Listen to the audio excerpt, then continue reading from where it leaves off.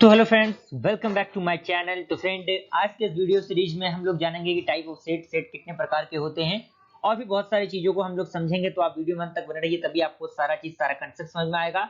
और वीडियो शुरू करने से पहले आप लोगों से रिक्वेस्ट है कि अगर आप इस चैनल पहली बार आए, चैनल को सब्सक्राइब जरूर कीजिए और बेल आइकन को प्रेस कीजिए ताकि हमारे वीडियो का नोटिफिकेशन सबसे पहले आप तक पहुंचे। तो स्टार्ट करते हैं हम लोग। इंटरफेस पे टाइप ऑफ सेट कितने प्रकार के होते हैं। तो यहाँ पे कह रहा है कि set can be classified into many type, यानी सेट को हम डिफरेंट टाइप में कन्वर्ट कर सकते हैं, क्लासिफाई कर सकते हैं। And some of which are finite, infinite, subset, universal, proper, singleton and etcetera. इतने प्रकार के सेट आपके हो सकते हैं। बारी बारी से सारे सेट्स को हम लोग डिस्कस करेंगे। सबसे पहले बात करते हैं हम लोग फाइनाइट सेट की। फाइनाइट सेट होता क्या है? तो आपको नाम से ही पता चल रहा होगा, फाइनाइट यानी कुछ सीमित, यानी कुछ लिमिटेड वर्ड होंगे, कुछ लिमिटेड एलिमेंट होंगे। तो इसमें कह रहा है set which contains a definite number of element is called a finite set, यानी जो definite number कैरी करते हैं। Example, s is equal to opening curly braces x such that x belongs to natural number, यानी x belong करेगा natural number को और natural number का जो वैल्यू होगा वो 50 से 70 के बीच में होगा, यानी 50 से बड़ा और 70 से छोटा। तो कौन सा वो वर्ड है? वो आपका 60 होगा। तो वो आपका क्या है? एक फाइनाइट है, यानी एक लिमिटेड है। उसके बाद हम बात करते हैं इनफाइनाइट सेट की। तो उसमें कह रहा है कि set which contains infinite number of element is called a infinite set, यानी वैसा सेट जो finite number of element, infinite number of element को कैरी करता है वो इनफाइनाइट सेट कहलाता है, यानी अनंत, असीमित, उसका कुछ सीमित नहीं है। एग्जांपल की अगर हम बात करें, x is equal to opening curly braces x such that x belongs to natural number और x का वैल्यू 10 से छोटा, यानी 10 से छोटा कितने भी वैल्यू आपके हो सकते हैं। पॉइंट में भी वैल्यूज आपके कैरी होते हैं, डेसिमल में भी होते हैं, तो यानी माइनस में भी जो होता है वो भी कैरी होता है आपका। तो बहुत सारे इसमें एलिमेंट हो जाएंगे। थर्ड है आपका सबसेट। सबसेट आखिर होता क्या है? तो उसमें कह रहा है कि set x is a subset of y denoted at x is a subset of y, यानी जो सबसेट का सिंबल होता है उसे हम लोग इस तरह से डिनोट करते हैं। And if every element of x is an element of set y, यानी जो आपका एलिमेंट है x का वो सेट y का होगा, तो यहाँ से क्या होगा? यहाँ पे आपका y हो जाएगा और यहाँ पे बिलोंग्स टू एंड x यहाँ पे हो जाएगा।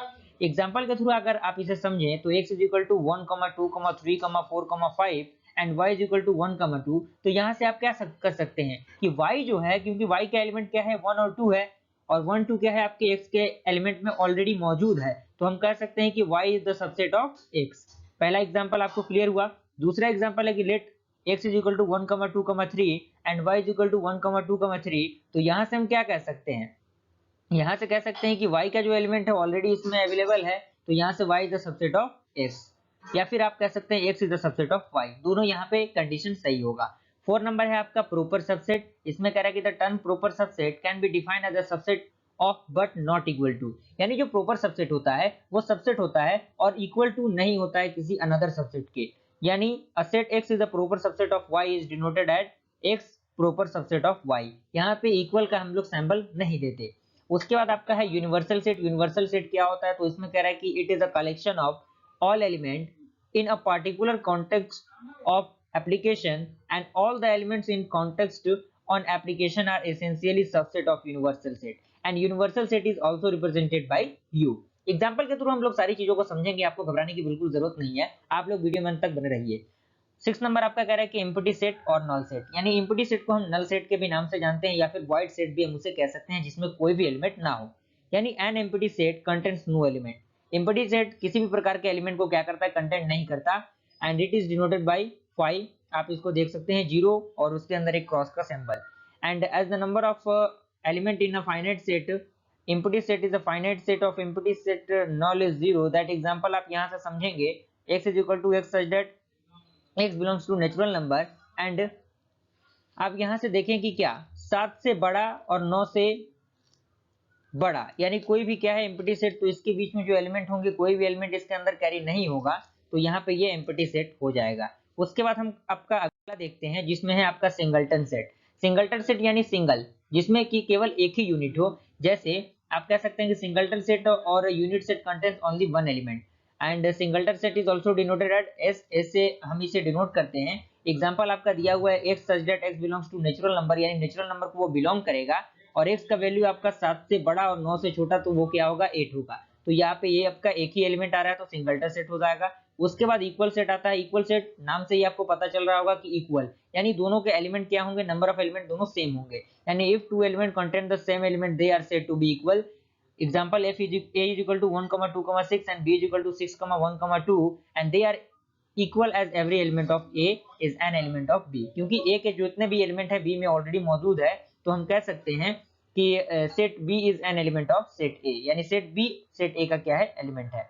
उसके बाद आपका आता है इक्विवेलेंट सेट, जिसमें कह रहा है कि if the cardinalities of two set are same they are called equivalent set. यानी जब किसी भी सेट की कार्डिनलिटीज सेम होती है तो वो आपका इक्विवेलेंट सेट कहलाता है। एग्जांपल यहाँ पे कह रहा है कि 1, 2, 6 एंड बी कह रहा है 16, 17, 22। यहाँ पे कार्डिनलिटी इक्विवेलेंट क्यों हो रहा है, क्योंकि यहाँ पे देखिए यहाँ पे 3 एलिमेंट है 1, 2 एंड 3, और ए में भी आपका क्या है 3 एलिमेंट है, तो यहाँ पे दोनों का कार्डिनलिटी सेम है, तो इसीलिए इसका हम क्या कहेंगे कि इसको इक्विवेलेंट सेट हम लोग कहेंगे।